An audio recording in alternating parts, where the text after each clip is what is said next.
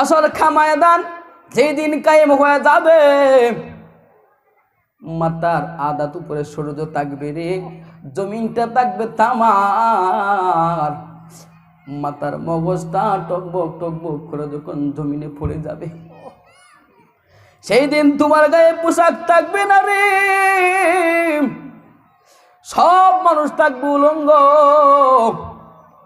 আম্মা জানা আয়েশা রাদিয়াল্লাহু তাআলা আনহা ডাক দিয়া বলে, ইয়া রাসূলুল্লাহ, ইয়া হাবিবাল্লাহ, ওগো আল্লাহর নবীজি, আমি আয়েশা আপনাকে একটা প্রশ্ন করব। ওগো নবীজি, আপনি যে বলছেন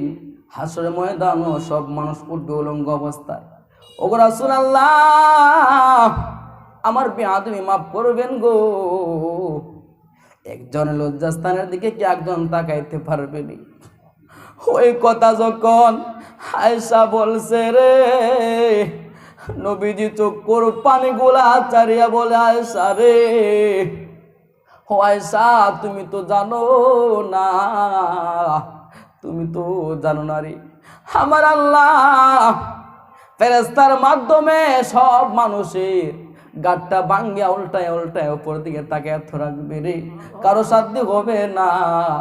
একজনের চেহারার দিকে একজন চাইতে, তার কোনো সাধ্য